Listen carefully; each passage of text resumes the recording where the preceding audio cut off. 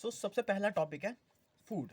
Food एक basic requirement है सभी लिविंग ऑर्गेनिज्म की, बिकॉज फूड लिविंग ऑर्गेनिज्म को एनर्जी और ऑर्गेनिक मटेरियल प्रोवाइड कराता है। ये ऑर्गेनिक मटेरियल लिविंग ऑर्गेनिज्म के टिश्यूज़ को रिप्लेसमेंट के लिए यूजफुल होता है। मेजर कंपोनेंट ऑफ फूड में हमारा प्रोटीन, कार्बोहाइड्रेट और फैट आता है। माइनर कंपोनेंट ऑफ फूड में हमारा विटामिन और मिनरल्स आता है। ये विटामिन और मिनरल्स मेटाबॉलिज्म को रेगुलेट करते हैं लिविंग ऑर्गेनिज्म के, और लिविंग ऑर्गेनिज्म को डिसऑर्डर्स से प्रोटेक्ट करते हैं। देन आता है वाटर। वाटर भी एक इंपॉर्टेंट रोल प्ले करता है मेटाबॉलिकल प्रोसेसेस में। जैसे एक एक्वस मीडियम प्रोवाइड कराता है लिविंग ऑर्गेनिज्म की बॉडी में केमिकल रिएक्शंस के लिए, उसकी बॉडी के टेम्परेचर को रेगुलेट करता है और उसकी बॉडी को डिहाइड्रेट होने से बचाता है हमारा वाटर। देन आता है डाइजेस्टिव सिस्टम। ये जो हमारे बायो मैक्रोमोलिक्यूल्स होते हैं, carbohydrate, protein, nucleic acid etcetera, ये सब ओरिजिनल फॉर्म में कभी डाइजेस्ट नहीं हो पाते लिविंग ऑर्गेनिज्म के अंदर। तो इनको क्या किया जाता है कि हमारा जो डाइजेस्टिव सिस्टम है, इनको ब्रेक डाउन करके इनके ओरिजिनल फॉर्म से एक सिंपलर फॉर्म में कन्वर्ट करेगा। उस सिंपलर फॉर्म में मतलब उस फॉर्म में कन्वर्ट करेगा जिसमें लिविंग ऑर्गेनिज्म उसे यूटिलाइज कर सके। उस प्रोसेस को उस प्रोसेस को डाइजेशन कहा जाता है। और ये जो प्रोसेस है डाइजेशन, ये केमिकल और मैकेनिकल दोनों मेथड में फॉलो होता है। अब ह्यूमन डाइजेस्टिव सिस्टम दो चीज़ों से मिलकर बना होता है, एक एलिमेंट्री कैनल, दूसरा एसोसिएटेड ग्लैंड्स। फिर सबसे पहले आता है एलिमेंट्री कैनल। एलिमेंट्री कैनल का एंटीरियर एंड ओपनिंग माउथ है और पोस्टीरियर एंड ओपनिंग एनस है। अब माउथ से एनस तक के बीच में और भी कुछ पार्ट्स आते हैं जो यहाँ में लिख रखे हैं, जैसे दिख रहा होगा। सबसे पहले mouth, then buccal cavity, then pharynx, then oesophagus, then stomach, then small intestine, then large intestine, then आता है हमारा एनस। ओके, नाउ सब दिख गया। अब आता है, सबसे पहले बात करते हैं बक्कल कैविटी की। बक्कल कैविटी के अंदर तीन चीज़ें होती हैं। बक्कल कैविटी के अंदर हमारा दांत है, टंग है और सैलिवरी डक्ट है। बक्कल कैविटी क्या है? बक्कल कैविटी हमारा मुंह के अंदर का जो स्पेस है जहाँ हमारा दांत है। दांत में हमें तीन टर्म्स पढ़ने के लिए मिलता है। ये जो सैलिवरी डक्ट है, मैं इसके बारे में बताता हूँ। ये सैलिवरी डक्ट है, सैलिवरी ग्लैंड हमारे बक्कल कैविटी के बाहर होते हैं, लेकिन इनके जो डक्ट्स हैं वो आकर हमारे बक्कल कैविटी में खुलते हैं। इससे क्या होता है कि सैलिवरी ग्लैंड जो भी अपना सलाइवा सिक्रीट करते हैं वो सारे के सारे हमारे सीधे बक्कल कैविटी में आते हैं, और फिर जो सलाइवा आता है वो हमारे केमिकल रिएक्शंस के इनिशिएशन के लिए यूजफुल होता है। अब सबसे पहले बात कर लेते हैं फिर हम दोबारा टीथ की। तो टीथ में हमें तीन टर्म्स पढ़ने के लिए मिलती है, थीकोडोंट, डाइफोडोंट, हिट्रोडोंट। थीकोडोंट क्या है?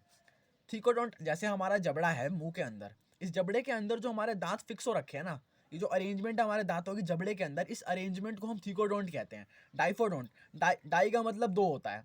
डाई का मतलब दो है, इसका मतलब समझ जाना है कि जी दो, कोई ऐसी चीज़ की बात हो रही है जहाँ दो आता हो। अब डाइफोडोंट का मतलब ये होता है कि जैसे मैमल्स होते हैं, मैमल्स की लाइफ में दो बार दांत आते हैं। एक जब वो छोटा होता है जिसे हम मिल्क टीथ या डेसिडियस टीथ कहते हैं, फिर जब वो बड़ा होता है तब परमानेंट टीथ या एडल्ट टीथ कहते हैं जो टूट कर आते हैं। फिर आता है हीट्रोडोंट। हीट्रोडोंट में उन दांतों के भी अब अपने अपने अपने अपने टाइप्स हो जाते हैं। नाम है incisor, canine, premolar, molar. Incisor को हम आई से डिनोट करते हैं, कैनाइन को सी से डिनोट करते हैं, प्रीमोलर को पीएम से डिनोट करते हैं और मोलर को एम से डिनोट करते हैं। अब इनकी अरेंजमेंट कैसी होती है हमारे जबड़ों के अंदर दांतों की? ये मिल्क टीथ है सबसे पहले 2102 अपॉन 2102। ये जो मेरा 2 है सबसे पहला वाला, ये मेरा इंसिजर है। देन ये जो 1 है ये मेरा कैनाइन है, ये जो 0 है ये मेरा प्रीमोलर है, ये जो मेरा 2 है लास्ट वाला ये मेरा मोलर है। बच्चों के अंदर प्रीमोलर एब्सेंट होता है। और ये जो मेरा 2122 है, ये जो अपर वाला, ये रिप्रेजेंट कर रहा है हाफ अपर जोबोन को, मतलब आधे अपर जोबोन को रिप्रेजेंट कर रहा है। पूरे जोबोन को निकालना है तो मुझे 2102 को 2 से इंटू करना पड़ेगा, तब मेरा पूरा अपर जोबन निकल कर आएगा। उसके बाद सेम एज नीचे वाले के साथ करना पड़ेगा, 2 से इंटू करूंगा तब मेरा पूरा लोअर जोबन निकल कर आएगा। अब बड़े एडल्ट टीथ की बात करें या परमानेंट टीथ की बात करें तो उनकी उनके उनकी जो अरेंजमेंट है वो कैसे है? 2123 अपॉन 2123। अब ये एक डायग्राम देखो, इसमें कैसे रिप्रेजेंट किया जाता है, कौन सा दांत किस तरह का दिखता है और कैसे अरेंजमेंट हो रखी है इनकी। ना हो गया होगा। देन आता है हमारा इनेमल। इनेमल क्या है? हमारे जो दांत होते हैं, दांत के ऊपर एक हार्डेस्ट सरफेस है। ये जो सरफेस है, हार्डेस्ट सरफेस, ये हमारा इनेमल से बना होता है।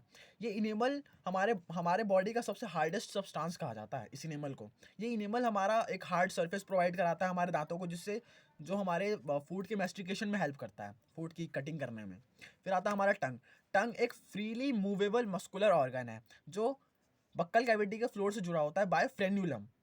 जैसे आप जीभ को ऊपर करके देखेंगे तो दिख जाएगा कि हाँ, मतलब शीशे के खड़े होकर कभी जीभ उठा के देखना, दिख जाता है कि हाँ फ्रेनुलम कैसा दिखता है। अब हमारे जीभ के ऊपर ना कुछ स्मॉल प्रोजेक्शंस होते हैं, डॉट लाइक, उन्हें हम पेपिली कहते हैं। उन्हीं पेपिलीज में हमारा कुछ टेस्ट बर्ड्स होते हैं। अब बक्कल कैविटी के बाद आता है हमारा फेनिक्स। फेनिक्स एक कॉमन पैसेज प्रोवाइड कराता है हमारे फूड और एयर के लिए। यहाँ पर ही हमारा ईसोफेगस और ट्रैकिया आकर ओपन होते हैं। ईसोफेगस को हम फूड पाइप कहते हैं और ट्रैकिया को हम विंड पाइप कहते हैं। ईसोफेगस और ट्रैकिया दोनों के दोनों फेनिक्स पर ही आकर ओपन होते हैं। एक कार्टिलेजस फ्लैप है जिसका नाम एपिग्लोटिस है। कार्टिलेजस फ्लैप जिसका नाम एपिग्लोटिस है। ये एपिग्लोटिस क्या करता है कि जब फूड की स्वेलिंग चल रही होती है एट दैट टाइम ये हमारे ट्रैकिया के ग्लॉटिस को कवर कर देता है ताकि फूड ट्रैकिया के अंदर ना जाए, वो अपने ईसोफेगस के अंदर जाए। कभी कभी हो जाता है ना कि जब खाना खा रहे होते तो खांसी सी आने लगती है। उस टाइम पे क्या होता है कि वो जो हमारा खाना है ना, एपिग्लोटिस मतलब उस टाइम अपना वर्क सही से नहीं कर पा रहा होता है और खाना ट्रैकिया के अंदर चला जाता है तो खांसी आने लग जाती है। तो उससे बचाने के लिए ये हमारा एपिग्लोटिस काम करता है। अब आता है हमारा ईसोफेगस। ईसोफेगस एक थिन लॉन्ग मस्कुलर ट्यूब है जिसका फंक्शन है खाने को ट्रांसपोर्ट करना फेनिक्स से स्टमक तक। अब ईसोफेगस के जब हम एंड में आएंगे ना तो एक गैस्ट्रो ईसोफेगल स्पिंचर आता है। गैस्ट्रो ईसोफेगल स्पिंचर, ये स्पिंचर ईसोफेगस और स्टमक की ओपनिंग को रेगुलेट करता है। बैक फ्लो को रोकता है, मतलब जो चीज़ अगर एक बार चली गई स्टमक के अंदर उसके बैक फ्लो को रोकता है। कभी कभी वॉमिटिंग सी हो जाती है ना, समझ रहे हो ना। अब ये जो हमारा गैस्ट्रो ईसोफेगल स्पिंचर है ये कोई ट्रू वाल्व नहीं है, ये एक फंक्शनल स्पिंचर है। देन आता है हमारा स्टमक। स्टमक एक वाइडेस्ट ऑर्गन है हमारे पूरे एलिमेंट्री कैनल का, जो 4 हिस्सों में बटा हुआ है। पहला कार्डियक, दूसरा फंडस, तीसरा बॉडी, चौथा पाइलोरिक। कार्डियक वो जगह है स्टमक का जहाँ पर हमारा गैस्ट्रो ईसोफेगल स्पिंचर आके लाई करता है। फंडस वो जगह है जहाँ पर सिर्फ एयर और गैस भरे हुए रहते हैं। बॉडी हमारा मेन पार्ट है स्टमक का। पाइलोरिक हमारा एंड पार्ट है, पोस्टीरियर पार्ट है हमारे स्टमक का। अब पोस्टीरियर पार्ट है, देन फिर एक स्पिंचर आता है जिसे हम पाइलोरिक स्पिंचर कहते हैं। ये भी सेम वैसे ही गैस्ट्रो ईसोफेगल स्पिंचर की तरह गार्ड की ओपनिंग करता है। स्टमक और ड्यूडेनम के बीच की जो ओपनिंग है उसको गार्ड करता है। अब हमने माउथ बक्कल कैविटी हो गया हमारा, फेनिक्स हो गया, ईसोफेगस भी हो गया, स्टमक हो गया। अब आता है हमारा small intestine, then large intestine, then anus. तो अब बस ये दो बच रहे हैं हमारे, स्मॉल इंटेस्टाइन और large intestine. Function of stomach पहले पढ़ते हैं, मतलब आगे ही पढ़ने को मिल जाता है ये फंक्शन, बट ये है कि थोड़ा बटा बटा सा है तो इसको एक जगह कर दिया। फंक्शन ऑफ स्टमक में ये हमारे खाने को 4 से 5 घंटे तक स्टोर करके रखता है। ये हमारा स्टमक क्या करता है, खाने के साथ खाने को चर्न करेगा, उसको ब्रेक करके गैस्ट्रिक जूस के साथ मिक्स करता है। पार्शियल डाइजेशन ऑफ फूड हमारा स्टमक में होता है। पार्शियल डाइजेशन की अगर बात हो रही हो ना तो समझना कि बस फैट और प्रोटीन के डाइजेशन की बात हो रही है। ये एक फैक्टर को प्रोड्यूस करता है, कैस्टल इंट्रेंसिक गैस्ट्रिक फैक्टर, जिसे हम ग्लाइकोप्रोटीन भी कहते हैं, जो हमारा विटामिन B12 है। विटामिन बी ट्वेल्व की डाइजेशन हमारे इंटेस्टाइन के अंदर होती है, लेकिन ये जो फैक्टर है ना, कैस्टल इंट्रेंसिक गैस्ट्रिक फैक्टर या ग्लाइकोप्रोटीन कह लो, ये हमारा स्टमक प्रोड्यूस करता है। इसकी डाइजेशन के लिए ये नेसेसरी होता है, विटामिन B12 की डाइजेशन के लिए जो नेसेसरी होता है। हमारा स्टमक प्रो एंजाइम्स भी सिक्रीट करता है, जैसे पेप्सिनोजन, प्रोरेनिन, गैस्ट्रिक अमाइलेज और एटसेट्रा। हमारा स्टमक एक हार्मोन भी सिक्रीट करता है जिसका नाम गैस्ट्रिन है। हमारा स्टमक कुछ चीज़ों को एब्जॉर्ब भी करता है, जैसे alcohol, aspirin, water soluble drugs, sugar, water are absorbed by the stomach wall. अब आता है हमारा small intestine. Small intestine longest part है हमारे एलिमेंट्री कैनल का, जिसकी लेंथ है 6.25 मीटर जितना लॉन्ग है। जो स्मॉल इंटेस्टाइन भी 3 हिस्सों में बटा हुआ है, ड्यूडेनम, जेजुनम और इलियम। ड्यूडेनम कैसा दिखता है, मतलब सबसे पहले शेप की बात करते हैं ड्यूडेनम की। ड्यूडेनम का शेप है प्रॉक्सिमल यू, कुछ बुक्स ऐसा कहती हैं, कुछ कहते हैं जी सी शेप्ड। तो जो मिले प्रेफर मिले वो अपना देख लेना हिसाब से। हमारा हेप्टोपैनक्रियाटिक डक्ट आकर यहीं पर ओपन होता है। हेप्टोपैनक्रियाटिक डक्ट वो डक्ट है जो पैनक्रियास और एक बाइल जूस का जो डक्ट था वो कॉमन मिलके एक हेप्टोपैनक्रियाटिक डक्ट बना रहे थे, वो आकर सीधा ओपन होते हैं ड्यूडोनम में। हमारे ड्यूडोनम के अंदर आयरन की एब्जॉर्प्शन होती है। जेजुनम मिडल पोर्शन है हमारे स्मॉल इंटेस्टाइन का, इसकी वॉल्स जो है वो थिक होती हैं। अब इलियम लास्ट पोर्शन है हमारे स्मॉल इंटेस्टाइन का, इसकी वॉल्स जेजुनम से भी ज़्यादा थिकर होती हैं यहाँ, और ये सबसे लॉन्गेस्ट पार्ट है हमारे स्मॉल इंटेस्टाइन का। Both jejunum and ileum are greatly coiled. अब जो हमारा स्मॉल इंटेस्टाइन है, स्मॉल इंटेस्टाइन में लिम्फेटिक टिश्यू के छोटे छोटे नोड्यूल्स देखने को मिलते हैं पूरे स्मॉल इंटेस्टाइन में। ये जो छोटे छोटे नोड्यूल्स हैं ना लिम्फेटिक टिश्यू के, ये WBC प्रोवाइड कराते हैं, लिम्फोसाइट्स। इलियम के अंदर ना ये नोड्यूल्स क्या करते हैं, जो हमारे लिम्फेटिक टिश्यू के छोटे छोटे नोड्यूल्स है इलियम के अंदर स्मॉल इंटेस्टाइन में, ये ग्रुप बना लेते हैं। ग्रुप्स की फॉर्म में ग्रुप्स बना लेते हैं, मतलब एक क्लस्टर बना के अब क्लस्टर ग्रुप बना लिया है। अब इन ग्रुप्स को हम कहते हैं जी पियर्स पैचेस और लिम्फ नोड्यूल्स। ये लिम्फ नोड्यूल्स एक अलग करेक्टर दे रहे होते हैं हमारे इलियम को, क्योंकि पूरे अगर स्मॉल इंटेस्टाइन में देखा जाए तो सिर्फ छोटे छोटे नोड्यूल्स ही होते हैं, लेकिन ये नोड्यूल्स अगर क्लस्टर बना रखा है इन लोगों ने, और क्लस्टर बना के कहाँ पर देखने को मिलते हैं, सिर्फ इलियम में, तो इलियम के एक अलग करेक्टरिस्टिक होगा कि हाँ जी उसके पास पियर्स पैचेस हैं। म्यूकोजा ऐसा है कि जो हमारी एलिमेंट्री कैनल है, एलिमेंट्री कैनल 4 लेयर से मिलकर बनी हुई है, जिसमें म्यूकोजा है, जिसमें म्यूकोजा इनर वॉल है, सबसे इनर वाली लेयर है। ये जो म्यूकोजा होता है, मतलब 4 लेयर होती हैं टोटल गिन के।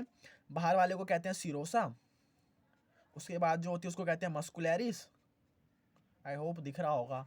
उसके बाद जो आता है उसे कहते हैं सब म्यूकोजा, देन आता है mucosa. Mucosa inner most lining layer होती है हमारे एलिमेंट्री कैनल की। अब ये म्यूकोजा क्या करता है कि स्टमक के अंदर ना वो फॉर्म कर लेगा, फिंगर लाइक प्रोजेक्शंस फॉर्म कर देता है। Mucosa forms finger like projection, जिसे हम विली कहते हैं। ये विली कुछ नहीं करता, ये विली एक तरह से स्मॉल इंटेस्टाइन के ना सरफेस एरिया को बढ़ाता है एब्जॉर्प्शन के लिए। और ये विली कवर्ड होता है एपिथीलियम लेयर से, एपिथीलियम सेल्स से। अभी एपिथीलियम से कवर्ड होता है हमारा विली, और विली कंटेन करता है ब्लड और लिम्फ कैपिलरीज। ये कैपिलरीज बेसिकली इस काम आती है कि जैसे जो चीज़ें स्टमक में एब्जॉर्ब होती हैं वो डायरेक्टली ब्लड और लिम्फ के थ्रू हमारी बॉडी एब्जॉर्ब कर लेती है। इस वजह से यहाँ पर इसका होना भी एक तरह से ज़रूरी हो जाता है। फंक्शन की बात करें अगर हम स्मॉल इंटेस्टाइन की, तो कंप्लीट डाइजेशन होता है यहाँ पे प्रोटीन का, कार्बोहाइड्रेट का, फैट का, न्यूक्लिक एसिड का। हमारा स्टमक जो है ये एब्जॉर्ब करता है न्यूट्रिएंट्स को सीधा ब्लड और लिम्फ कैपिलरीज के थ्रू। हमारा स्टमक सिक्रीट करता है कुछ। नाउ म्यूकोजा, हमारे पास 4 लेयर्स होती हैं। एलिमेंट्री कैनल जो है हमारा 4 लेयर से मिलकर बना होता है, जैसे मैं रिप्रेजेंट कर रहा हूँ। ये जो बाहर वाली होती है ना लेयर, इसे कहते हैं हम सिरोसा। उसके बाद जो आती है उसे कहते हैं मस्कुलैरिस, दिख रहा होगा आई होप, मुझे लग रहा है। फिर आता है जी सब म्यूकोजा। उसके बाद आता है हमारा म्यूकोजा। ये अभी आगे पढ़ने को मिलेगा, बट अभी मैं थोड़ा ऐसे ही रिप्रेजेंट कर दे रहा हूँ। इन 4 लेयर से मिलकर हमारा पूरा एलिमेंट्री कैनल बना होता है।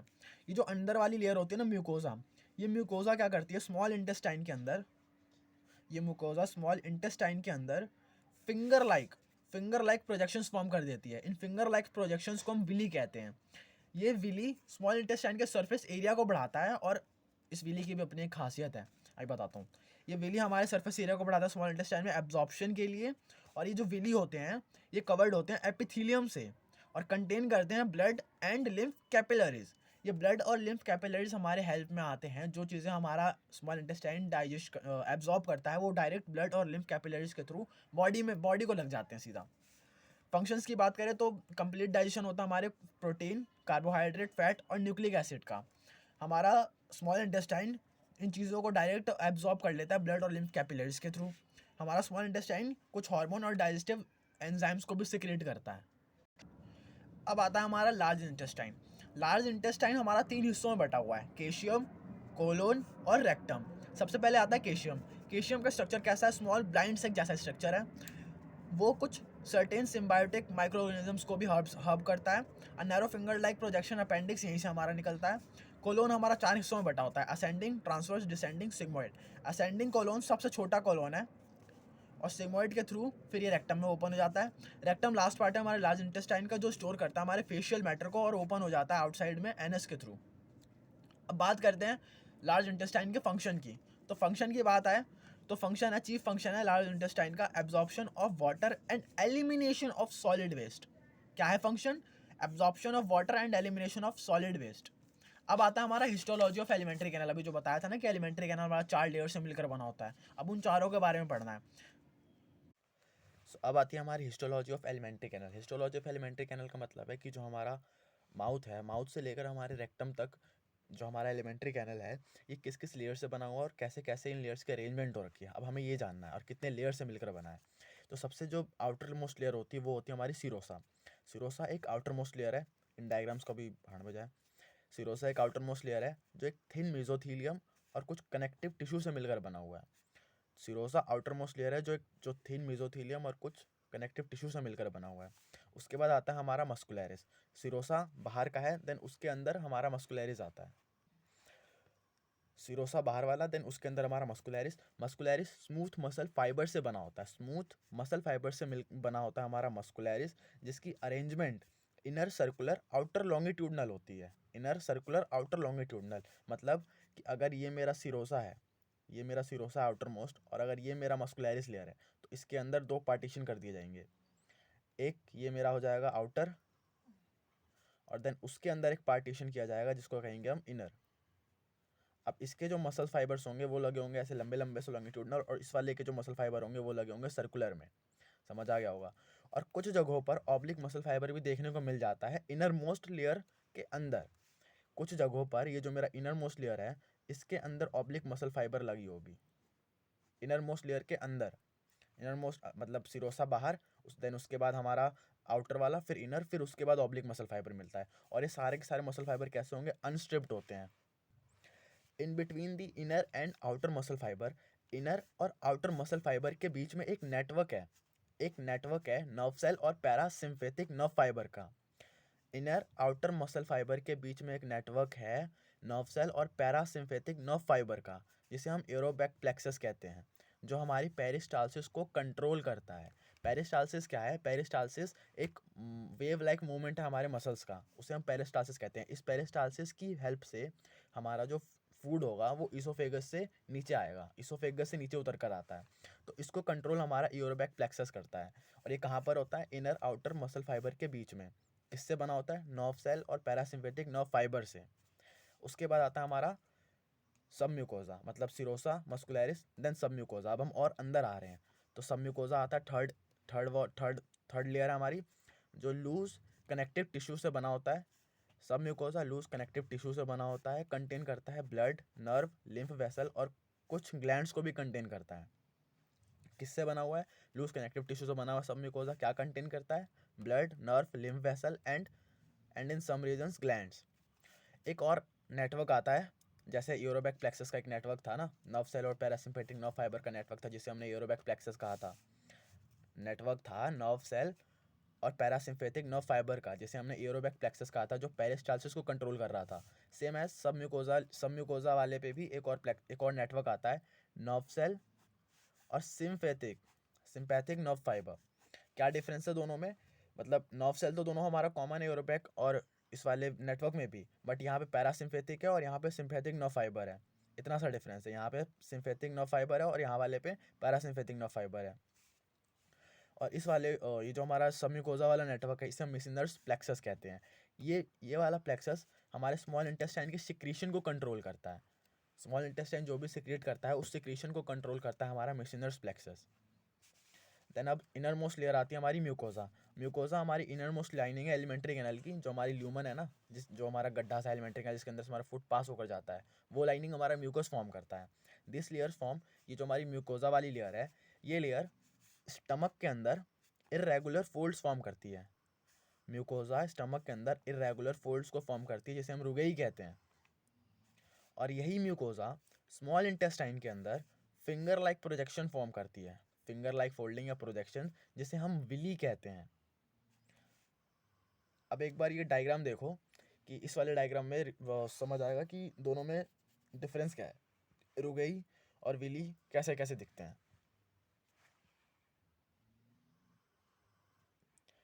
एंड नाउ ये जो पहले हमने किया था ना प्लेक्सस वाला, एरोबैक प्लेक्सस और ये मेसिनस प्लेक्सस, एक बार अब इस वाले डायग्राम को देखो। इस वाले डायग्राम में समझ आएगा कि एरोबैक प्लेक्सस कहाँ पर है, मेसिनस प्लेक्सस कहाँ पर है, और जो हमारी बाकी लेयर्स की अरेंजमेंट कैसे हो रखी है। नाउ ये देखो, ओके। सो अब हम म्यूकोजा पर थे, म्यूकोजा पर हमें विली पता चल गया और रुगेई पता चल गया। Villi are supplied with a network of capillaries and a large lymph vessels called lacteal. Villi में क्या होता है कि विली में नेटवर्क ऑफ कैपिलरीज और लार्ज लिम्फ वेसल्स भी होते हैं, जिसे हम लेक्टल कहते हैं। ये भी डायग्राम में एक्सप्लेन करता हूँ कि ऐसे कैसे रिप्रेजेंट होता है। और mucosal epithelium has a goblet cell. जो हमारा म्यूकोजा है वो, जैसे हमने पीछे पढ़ा था फंक्शन में किसी के, आई थिंक स्मॉल इंटेस्टाइन के फंक्शन में पढ़ा था कि जो विली होता है हमारा, जो हमारा म्यूकोजा होता है, ये एपिथेलियम से ढका होता है, ये कवर्ड होता है एपिथेलियम से। इसके पास गोबलेट सेल्स होते हैं। गोबलेट सेल्स है, इसका मतलब क्या कि म्यूकस को सिक्रीट करेगा, गॉबलेट सेल्स म्यूकस को सिक्रीट करेगा। और mucosa also from glands in the stomach. Mucosa हमारा स्टमक में ग्लैंड्स फॉर्म करता है, जिसे हम गैस्ट्रिक ग्लैंड कहते हैं। तो म्यूकोजा ने हमारे स्टमक के अंदर क्या क्या किया? म्यूकोजा ने इरेगुलर फोल्ड फॉर्म किया स्टमक में, तो हमने उसे रुवेई कहा। और यहाँ पर म्यूकोजा ने एक स्टमक में ग्लैंड फॉर्म किया, ग्लैंड का नाम gastric gland.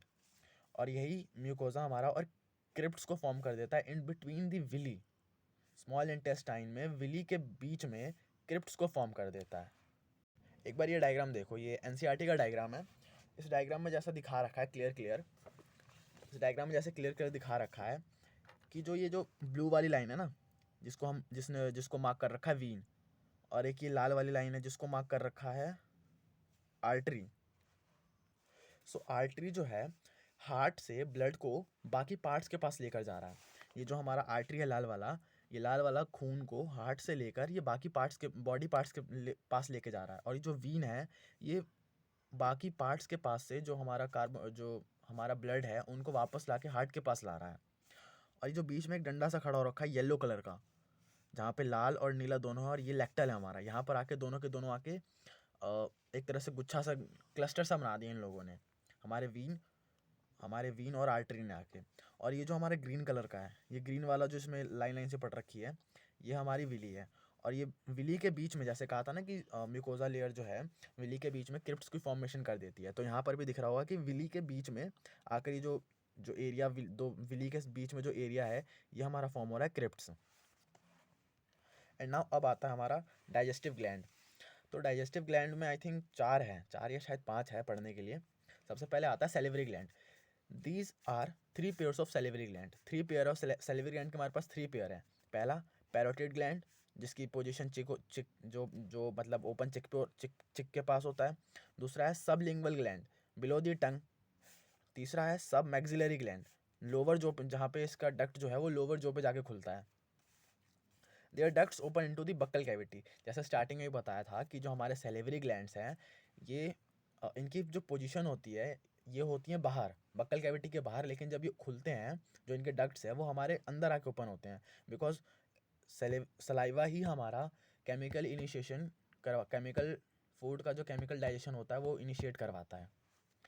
The secretion of this glands collectively called saliva. In glands का जो सिक्रीशन होगा उसे कलेक्टिवली हम सलाइवा कहते हैं। और उस सलाइवा के अंदर क्या क्या होता है? Electrolyte, thiocyanate, enzyme पटाइलिन।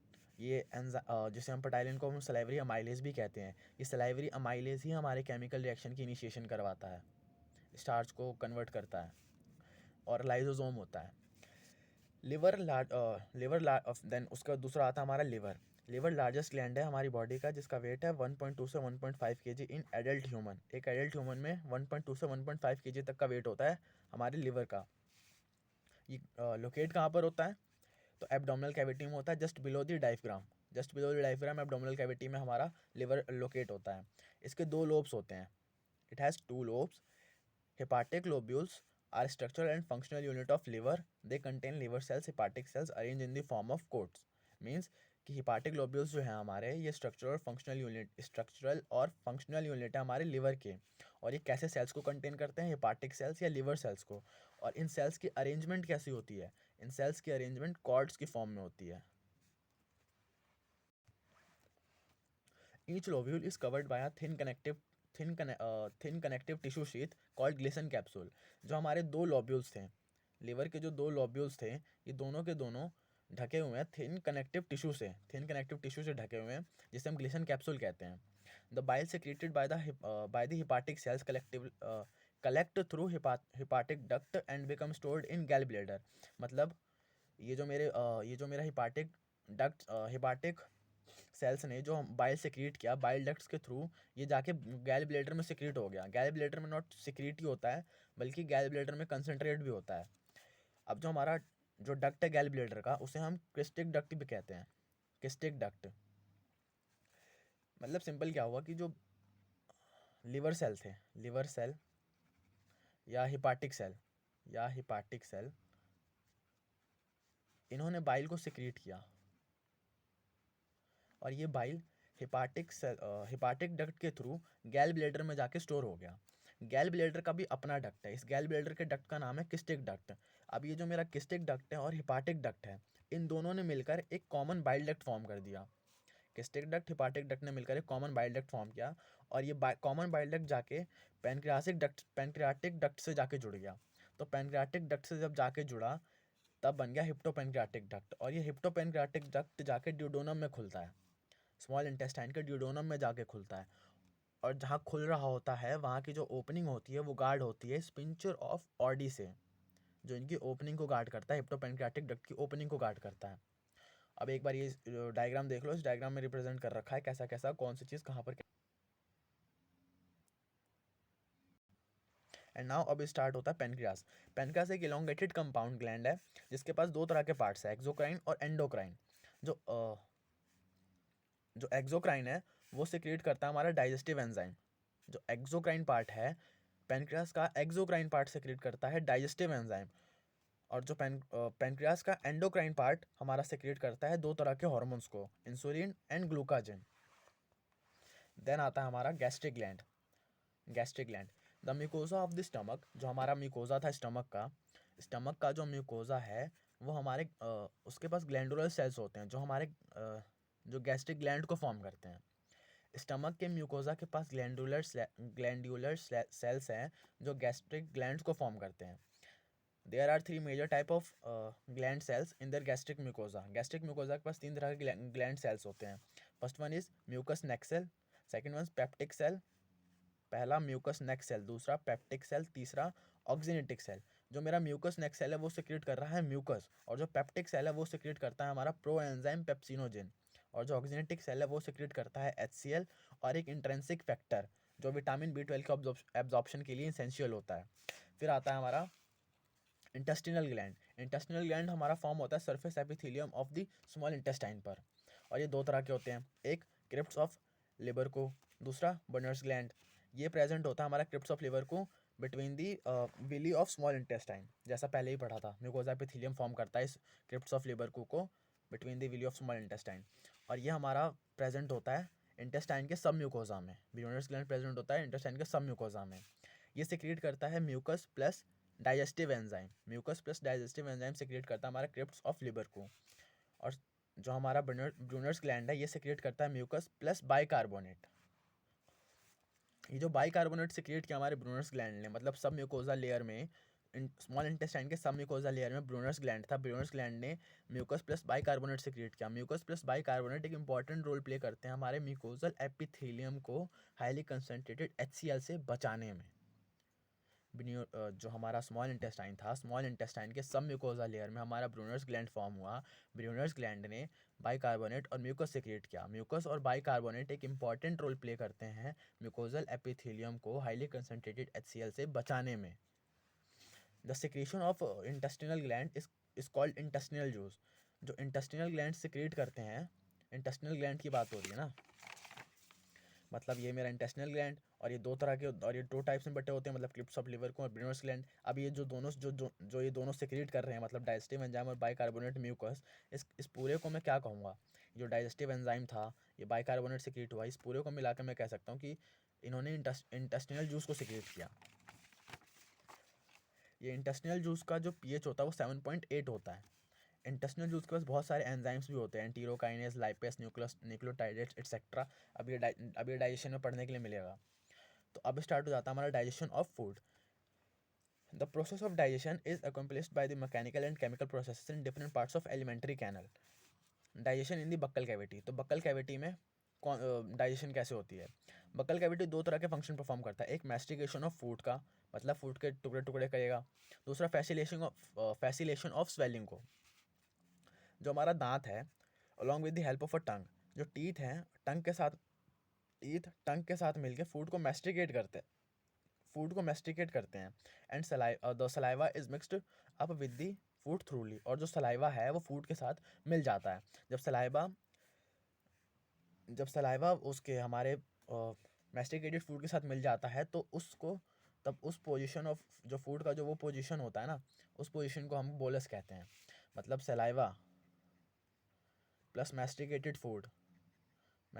फूड हमारा बनता है bolus. Saliva plus masticated food बनता है हमारा बोलस। बाय स्वेलिंग और deglutition the bolus is convenient into oesophagus from the pharynx. अब ये कह रहा है कि स्वेलिंग या डिग्लुएशन के थ्रू जो हमारा बोलस था, बोलस क्या है, पहले अभी जैसे बताया कि saliva plus masticated food, bolus, ये डिग्लुएशन के थ्रू फेनिक्स से इसोफेगस में पास हो जाएगा, कन्वीनियंट में ट्रांसफर हो जाएगा। द पेरिस्टालसिस बोलस, अब पेरिस्टालसिस आया, पहले भी कहा था ना पेरिस्टालसिस, कि जो हमारा पेरिस्टालसिस क्या है, पेरिस्टालसिस डाइजेस्टिव ट्रैक के वेव लाइक मसल कॉन्ट्रैक्शन को पेरिस्टालसिस कहते हैं। डाइजेस्टिव ट्रैक के वेव लाइक मसल कॉन्ट्रैक्शन को पेरिस्टालसिस कहते हैं। ये जो वेव लाइक मूवमेंट है इस बोलस को फर्दर पास करेगा इसोफेगस से स्टमक में, इसोफेगस से स्टमक में पास कर देगा, ठीक है। जो 30%, जस्ट अ मिनट, ये वाला पॉइंट पहले नहीं है, ये वाला है। The chemical process of digestion is initiated in the oral cavity by the hydrolytic action of the carbohydrate splitting enzyme the salivary amylase.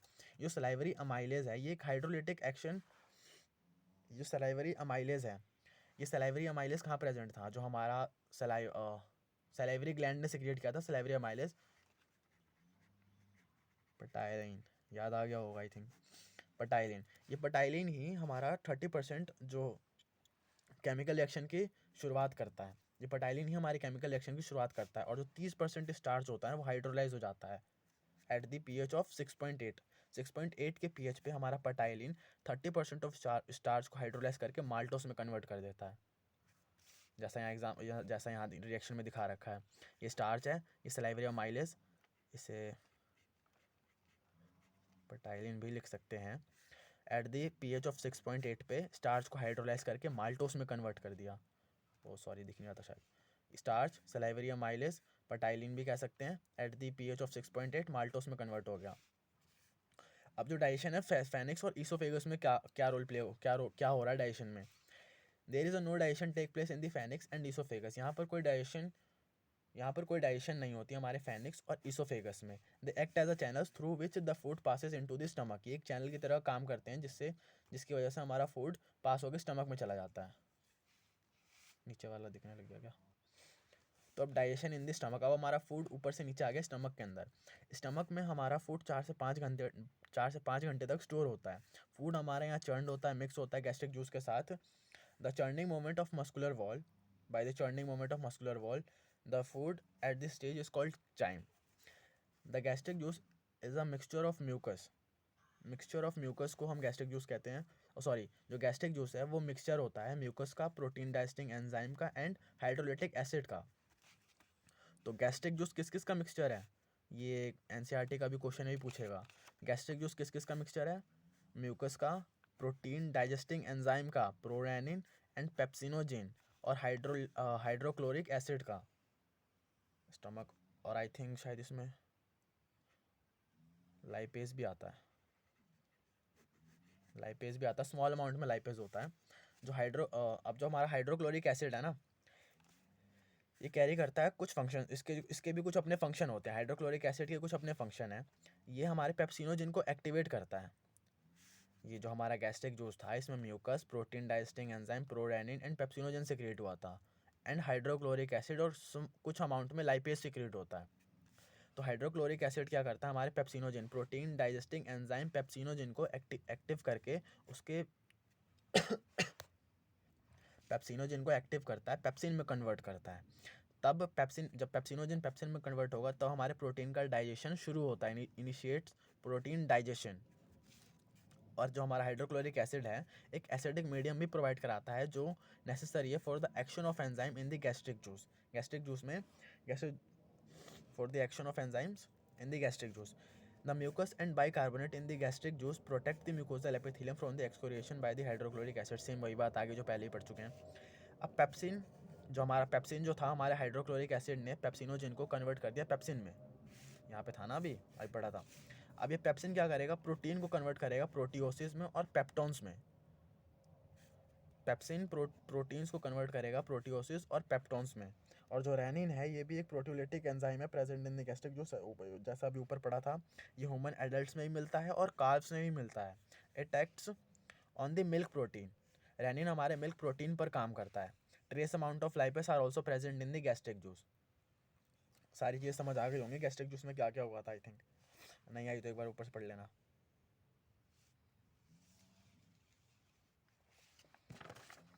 Digestion in small intestine, various type of movement are generated by the muscularis layer of the small intestine। जो हमारा small intestine की muscularis layer है उसमें बहुत सारी तरह की movements generate होती हैं।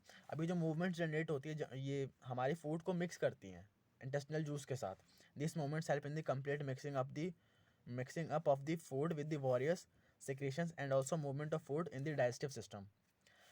ड्यूडेनम रिसीव दी बाइल, जो हमारा ड्यूडोनम था, स्मॉल इंटेस्टाइन ड्यूडोनम से स्टार्ट होता है, तो ड्यूडोनम में आकर हमारा हिप्टोपैनक्रियाटिक डक्ट ओपन होता है। हिप्टोपैनक्रियाटिक डक्ट दो चीज़ों से मिलकर बना था, कॉमन बाइल डक्ट और पैनक्रियाटिक डक्ट से।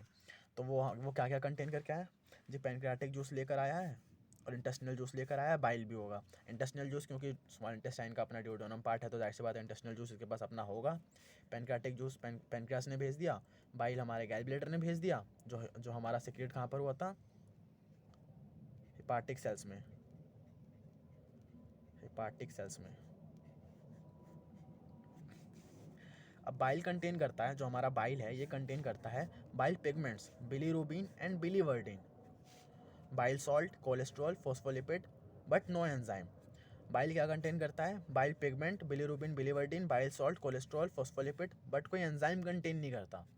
बाइल क्या करता है, बाइल का मेन फंक्शन क्या है, रोल क्या प्ले करता है, तो बाइल का फंक्शन है फूड की इमल्सिफिकेशन करना, मतलब break down of the fats of the fats into very small micelles. और बाइल एक्टिवेट करता है लाइपेजेस को। बाइल का फंक्शन क्या है, इमल्सिफिकेशन करना, मतलब फैट को स्मॉल मिसल्स में ब्रेक डाउन करना और लाइपेज को एक्टिवेट करना। पैनक्रियाटिक जूस क्या कंटेन करता है, फॉलोइंग एंजाइम्स को कंटेन करता है। अब जैसे ऊपर शायद बताया नहीं, चलो कोई नहीं। पैनक्रियाटिक जूस कुछ एंजाइम्स को कंटेन करता है, एक trypsinogen, chymotrypsinogen, amylase, lipase, nucleus और प्रो कार्बोक्सी पेप्टाइडेज। क्या था, पैनक्रियाटिक जूस के कौन कौन से एंजाइम कंटेन करता है हमारा pancreatic juice, trypsinogen, chymotrypsinogen, amylase, lipase, nucleases, procarboxypeptidase. फिर हमारा इंटेस्टिनल जूस भी कुछ एंजाइम्स को कंटेन करता है, enterokinase, aminopeptidase, dipeptidase, lipase, nucleotidase, nucleosidase और कुछ डाइसैकेराइडेजेस भी कंटेन करता है, सुक्रेज, माल्टेज और लैक्टेज। क्या क्या कंटेन करता है हमारा intestinal juice, enterokinase, aminopeptidase, dipeptidase, lipase, nucleotidase, nucleosidase और कुछ डाइसैकेराइड्स को भी कंटेन करता है। तो जो हमारा स्मॉल इंटेस्टाइन ने जो एंजाइम से क्रिएट किया था, स्मॉल इंटेस्टाइन का जो एंजाइम था हमारा एंटीरोकाइनेज हमारे इंटेस्टिनल जूस का एंटीरोकाइनेज ट्रिप्सिनोजिन को एक्टिव कर देगा ट्रिप्सिन में। ये ट्रिप्सिनोजिन कहाँ से क्रिएट हुआ था, ये पैनक्रियाटिक जूस है, ये पैनक्रियाटिक जूस ने सिक्रेट किया है, पैनक्रियाटिक एंजाइम है ये। ट्रिप्सिनोजिन जो है पैनक्रियाटिक एंजाइम है, एंटीरोकाइनेज इंटेस्टिनल एंजाइम है, ये इसको एक्टिवेट कर देगा ट्रिप्सिनोजिन को ट्रिप्सिन में। और ट्रिप्सिन क्या करेगा, बाकी प्रोटियोसिस एंजाइम्स को एक्टिवेट कर देगा पैनक्रियाटिक जूस के।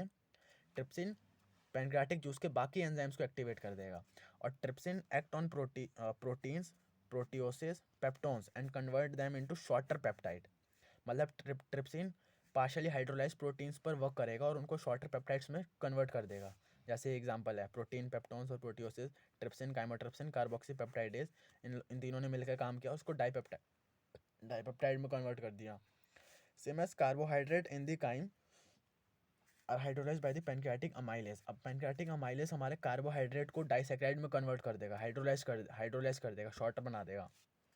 तो पॉलीसैकेराइड हमारे काइम का जो था कार्बोहाइड्रेट ही भी, इस पर पैनक्रियाटिक अमाइलेज ने काम किया। याद रखना है पैनक्रियाटिक अमाइलेज है, मतलब स्टार्टिंग के जितने ये जितने रिएक्शन है सारे सारे हमारे पैनक्रियाटिक, ये जितने रिएक्शन है सारे के सारे हमारे यहाँ से लेकर यहाँ तक की ये जो रिएक्शंस है ये हमारे किसने किए हैं, ये रिएक्शंस हमारे पैनक्रियाटिक एंजाइम्स कर रहे हैं। ये पैनक्रियाटिक एंजाइम्स करेंगे और जो यहाँ पर हो रहा है ये होगा, ये इंटेस्टिनल एंजाइम्स करेंगे। सो यहाँ पे हमारा पैनक्रियाटिक अमाइलेज हमारा कन्वर्ट कर देगा कार्बोहाइड्रेट को डाइसैकेराइड में। फैट को ब्रोक डाउन कर दिया हमारे lipase with the help of bile ने फैट को कर दिया लाइपेज और बाइल ने मिलकर फैट को कर दिया मोनोग्लिसराइड तक कन्वर्ट कर दिया, हाइड्रोलाइज कर दिया।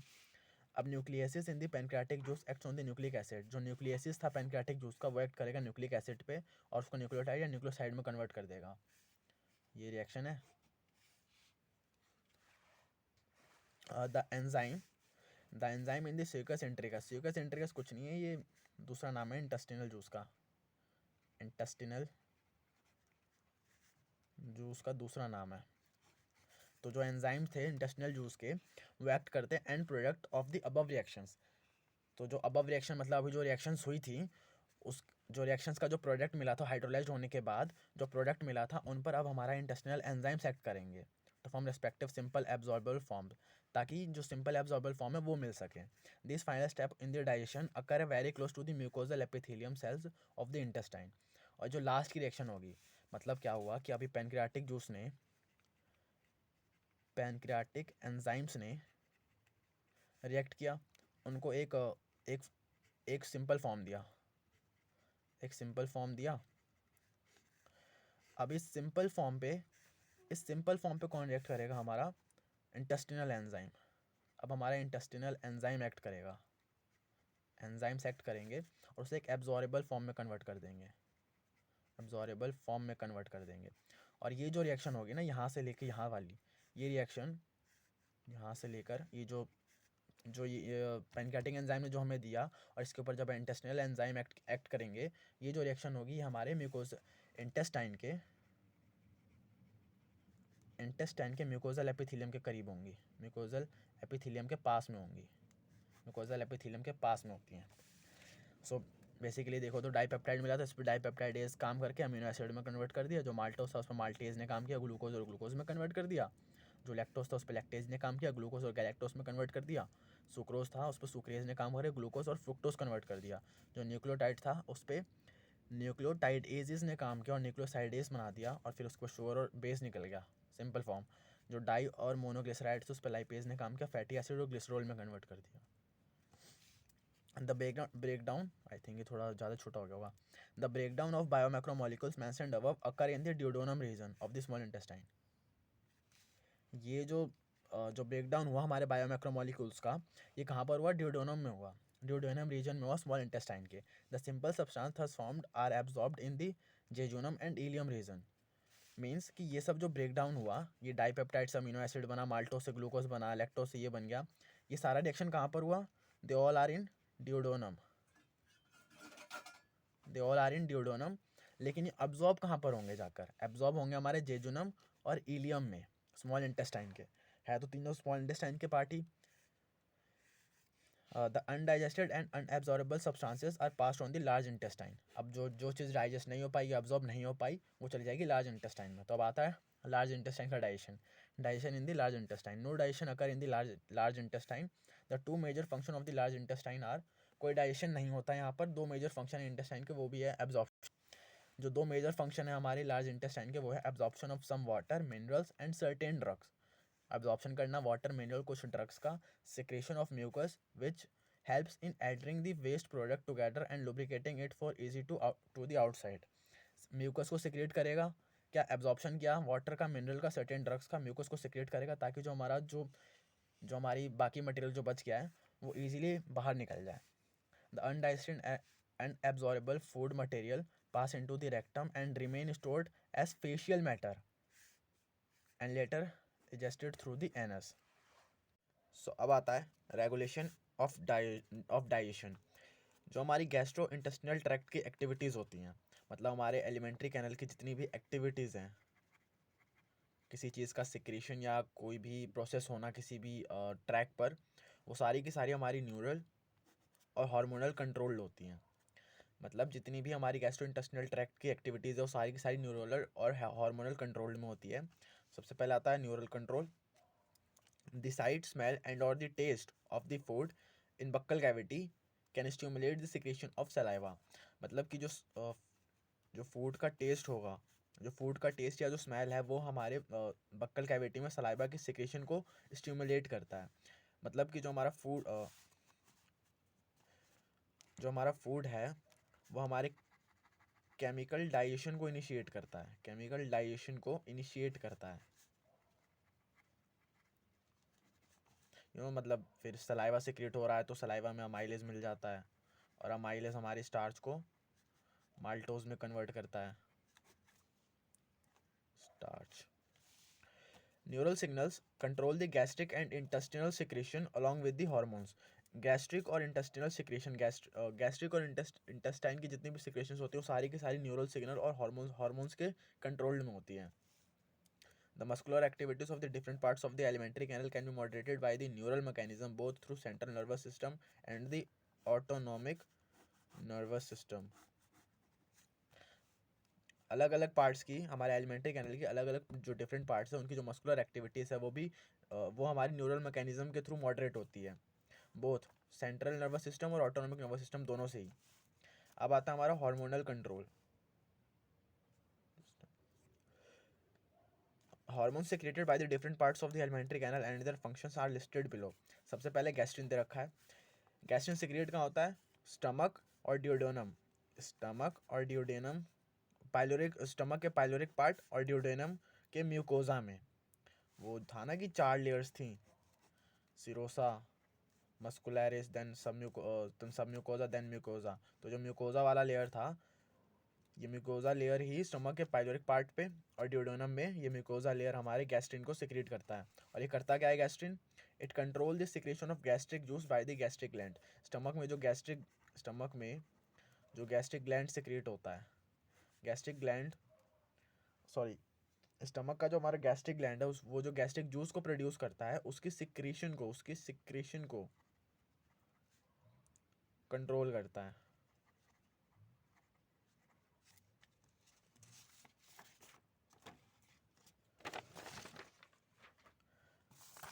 अब है दूसरा secretin।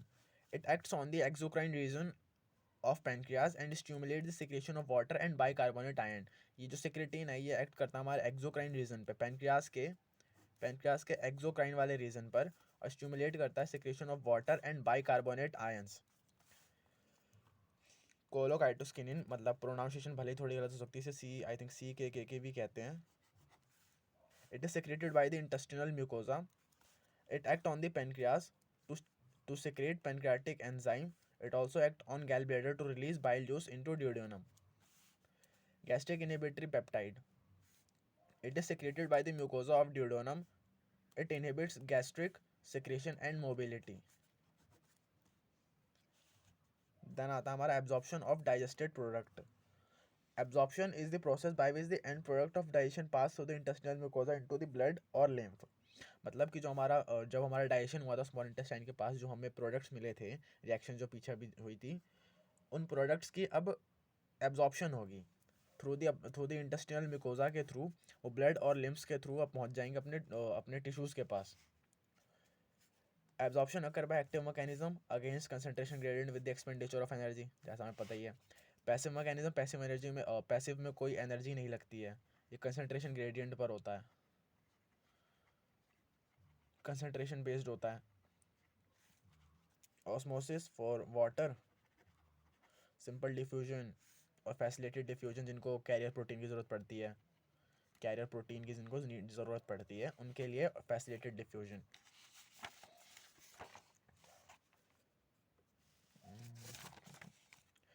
Glucose, amino acid and plus are absorbed actively। Water is absorbed by osmosis। Absorption of fructose is by facilitated diffusion। Absorption of fructose is by facilitated diffusion। अब fatty acid जो होता है, fatty acid and glycerol being insoluble can't be absorbed into the blood। They are firstly incorporated into small droplets called micelles which move into the intestinal mucosa। They are reformed into very small protein coated fat globule called the chylomicrons which are transported into lymph vessel in the belly। These lymph vessels ultimately release the absorbed substances into the blood streams। मतलब कि जो हमारा fatty acid है और glycerol है ये insoluble है हमारे वाटर में। मतलब जस्ट अ मिनट, ये जो हमारा फैट है और ग्लिसरॉल है ये इनसॉल्यूबल है वाटर में, इनसॉल्यूबल इन वाटर। तो पहले ये इनकॉर्पोरेटेड होते हैं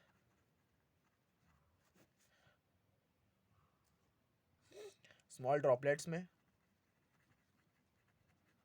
जिसे हम मिसल्स भी कहते हैं, और फिर ये मिसल्स फिर ये हमारे जो मिसल्स है ये पहुंचते हैं हमारे इंटेस्टिनल मिकोजा के पास। इंटेस्टिनल म्यूकोजा के पास, और यहाँ पर इन पे प्रोटीन चढ़ता है। तो जब इन पे प्रोटीन चढ़ता है तो उस वाली स्टेट को, जो फैट और हमारा ग्लिसरॉल जैसे प्रोटीन चढ़ता है मिसल्स पे, उस वाले स्टेट को कहेंगे काइलोमाइक्रोन्स। काइलोमाइक्रोन्स। और फिर ये काइलोमाइक्रोन्स हमारा ट्रांसपोर्ट हो जाते हैं लिम्फ में, लिम्फ और ब्लड वेसल्स में। अब different substances absorbed in the different region of the alimentary canal are given below. वैसे तो सारा पहले ही पढ़ लिया है स्टार्टिंग में। Mouth, certain drugs coming in contact with the buccal mucosa and lower side of the tongue directly enter to blood capillaries lining them.